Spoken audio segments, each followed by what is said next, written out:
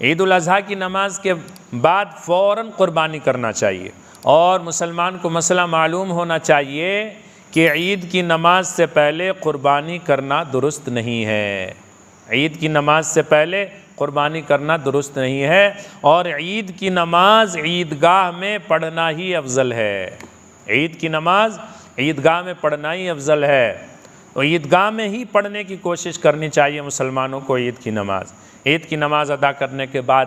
قربانی کرنا چاہیے، جیسا کہ قرآن سے ثابت ہے، قرآن کی آیت سے اور حدیث پاک سے بھی ثابت ہے کہ قربانی صاحب نصاب پر، مالدار پر واجب ہے۔ قربانی ہر اس مسلمان پر واجب ہے جو مقیم ہو، مسلمان ہو، عاقل ہو، بالغ ہو، اور جس کی ملکیت میں 52.5 تولہ چاندی یا 7.5 تولہ سونا یا 52.5 تولہ چاندی کی قیمت کے بقدر مال ہو، یا سامان تجارت ہو، یا ضرورت اصلیہ سے زائد اتنا سامان ہو جس کی قیمت 52.5 تولہ چاندی کی قیمت کے برابر ہو جائے، ہر اس مسلمان پر قربانی واجب ہے۔ تو قربانی کے بھی اصول اور آداب ہے، قربانی کو بھی سنت کے طریقے پر ادا کرنا چاہیے مسلمانوں کو، اور یہ طریقہ بھی اللہ کے رسول صلی اللہ علیہ وسلم نے ہمیں اور آپ کو اور مسلمانوں کو بتا دیا ہے کہ کس طریقے سے قربانی کرنا چاہیے۔ بہرحال قربانی کا آسان طریقہ اور مسنون طریقہ یہ ہے کہ قربانی کرنے سے پہلے جانور کو خوب اچھے طریقے سے کھلا پلا دیا جائے، چھری تیز کر لی جائے، اور جانور کو بائیں کروٹ پر قبلہ رخ لٹا دیا جائے، اور ذبح کرنے سے پہلے یہ دعا پڑھے، انی وجہت وجہی للذی فطر السماوات والارض حنیفا وما انا من المشرکین ان صلاتی ونسکی ومحیای ومماتی للہ رب العالمین لا شریک لہ وبذالک امرت وانا اول المسلمین۔ پھر چھری جانور کے گردن پر رکھ کر یہ دعا پڑھے، اللہم منک ولک بسم اللہ اللہ اکبر، اور پھر گردن پر چھری چلا دے، اور ذبح کرنے کے بعد یہ دعا پڑھے، اللہم تقبل هذه الاضحیۃ منی کما تقبلت من حبیبک محمد وخلیلک ابراہیم علیہ الصلاۃ والسلام۔ اگر قربانی کسی دوسرے کی جانب سے کر رہا ہے انسان تو منی کی جگہ من کہہ کر اس آدمی کا نام لے جس کی طرف سے قربانی کر رہا ہے۔ یہ قربانی کا مسنون طریقہ ہے اور آسان طریقہ ہے،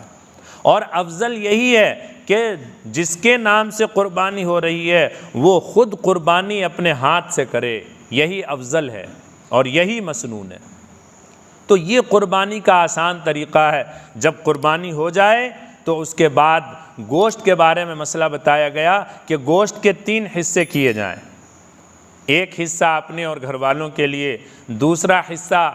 دوست احباب رشتہ داروں کے لیے، اور تیسرا حصہ فقراء غریب اور مساکین کے لیے، غرباء مساکین اور فقراء کے لیے۔ لیکن اگر جس کے گھر والے زیادہ ہوں، جن کے اہل خانہ کی تعداد زیادہ ہو، تو تمام گوشت اپنے لیے وہ رکھ سکتا ہے اور گھر والوں کو کھلا سکتا ہے۔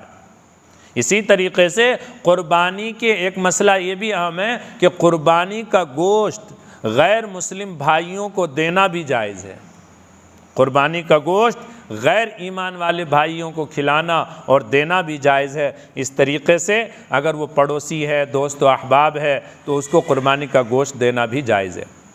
قربانی کے جانور کے بارے میں گوشت اور اسی طریقے سے پایا ہے یا سری ہے یا کھال ہے، جو لوگ قربانی کرتے ہیں، ذبح کرتے ہیں،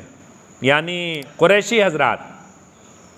تو ان کو قربانی اس کی اجرت میں، گوشت بنانے کی اجرت میں، کاٹنے کی اجرت میں گوشت دینا یا پایا یا سری دینا یا کھال دینا قربانی کے جانور کا جائز نہیں ہے۔ یہ چیزیں اجرت میں گوشت بنانے والے کو نہیں دینا چاہیے، اس سے مسلمانوں کو بچنا چاہیے۔ جو اجرت ہے جو بھی رقم بنتی ہے وہ رقم دے دیں، لیکن گوشت دینا یا پائے اور سری دینا یا کھال دے دینا اجرت میں یہ جائز نہیں ہے۔ قربانی کے جانور کے کھال کا مسئلہ یہ ہے کہ کھال قربانی کرنے والا اگر چاہے تو خود استعمال کر سکتا ہے، اس کے لیے استعمال کرنا جائز ہے۔ کس طرح کہ وہ اس کھال کا مصلی بنا لے یا کوئی اور چیز بنا لے جو اپنے استعمال اور اپنے گھر والوں کے استعمال میں لے آئے، یہ تو جائز ہے۔ لیکن اگر کھال کو بیچ دیا، فروخت کر دیا، تو اس قیمت کا صدقہ کرنا اس کے اوپر ضروری ہے۔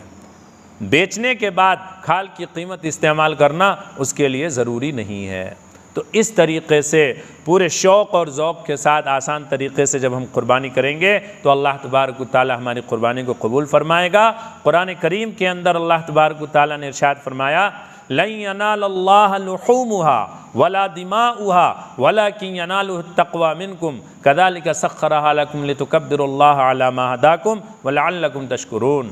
کہ قربانی کے جانور کا نہ تو خون اللہ تک پہنچتا ہے، نہ گوشت اللہ تک پہنچتا ہے، بلکہ فرمایا کہ قربانی کرنے والے کا تقوی اور اس کی پرہیزگاری اور اس کا جذبہ شوق اور اخلاص نیت اللہ تک پہنچتا ہے۔ تو اس لیے نام و نمود کے بغیر، شہرت اور ریاکاری کے بغیر اللہ کی رضا کو حاصل کرنے کے لیے، اللہ کی خوشنودی کو حاصل کرنے کے لیے قربانی کرنا چاہیے۔ اللہ تعالی ہم سب کو کہنے سننے سے زیادہ عمل کی توفیق نصیب فرمائے۔ وآخر دعوانا ان الحمد للہ رب العالمین۔